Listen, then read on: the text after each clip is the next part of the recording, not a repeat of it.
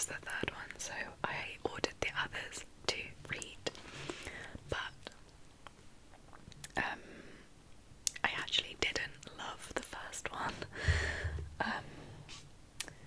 I think it's basically, I use Goodreads, and the ratings on Goodreads were really good. I think it was like, I don't know, maybe a 4.3 or something, which is quite unusual because normally people like it, people hate it, and it kind of evens out at like around a 3.5. So I kind of had high expectations, and I don't know if I didn't like it because my expectations were too high. I basically just found some of the characters a little bit generic, and like some of the stuff they said I found just a bit predictable and just a little bit 2D. And like I said, I don't know if it's just because my expectations were really high from the reviews on Goodreads, but I actually am probably going to give only a 2-star for this.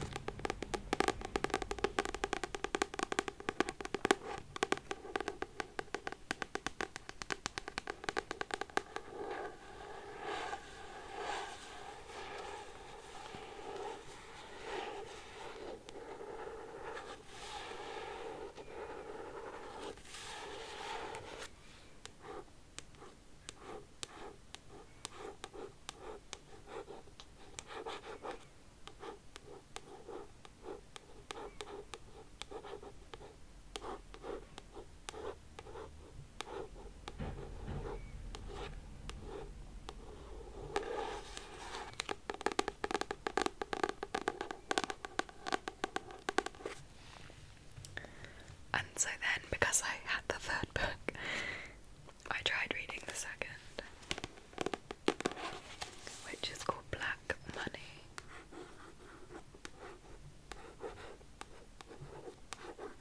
Black, black, black, black.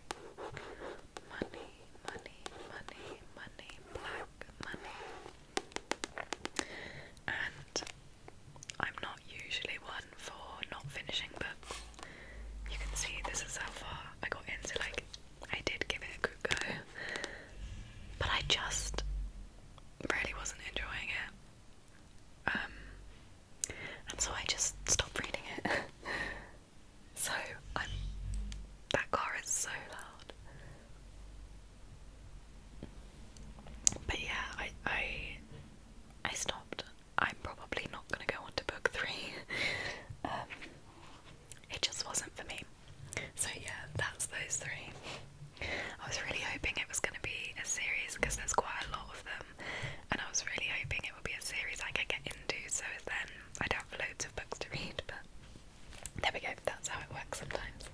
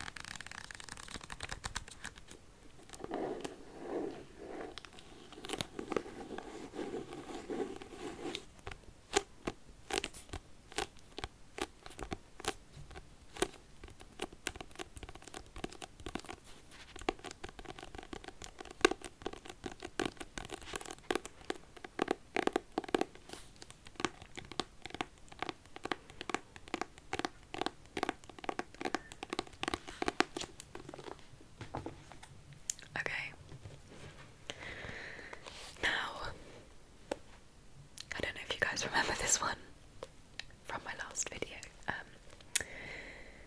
Basically, I'm trying to use my phone less, and I've had this book for months. Like, I keep renewing it from the library. They probably think I'm never going to give it back. But I have read a fair bit of it now. I've read all of the, like, part 1 of the book, which is that much.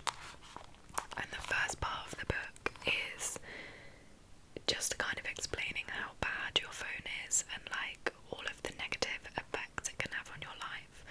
So it's like really trying to encourage you to get yourself into a mindset where you actually really do want to stop using your phone, because it explores the idea of like our phones being an addiction, and it says like the only way you can break an addiction is if you really truly want to do it. So that's why the first part was just going through all of the ways that your phone is bad for you. And now the reason I haven't carried on yet is part 2 is actually okay, so I actually just went forward a bit and read some of the next, like the part 2, and I was actually wrong. So I thought that at the beginning of the like 30-day challenge you had to go for 24 hours without using your phone. I swear it said that somewhere at the beginning of the book, but I've obviously just made that up. So the reason I was putting it off was because I just haven't had a day yet where I physically can go without my phone. Like, I need to use my phone for work, and then like anytime I'm driving anywhere I obviously use it for Google Maps, and like I've had like loads of things going on recently. So I was putting it off because I was like, I need a day where I like feasibly can not use my phone for the whole day. But I've actually just looked at it and that isn't what you have to do. So I've been putting it off for no reason. But yeah, hopefully by next year when I do another one of these videos I will have finished and I can give you an update on if it's actually helped me to not use my phone as much. But we're slowly getting there. I did more than last time I spoke about it, so that's something at least. I actually just can't believe that I was wrong about that. Like, I just completely made that up. That's so funny.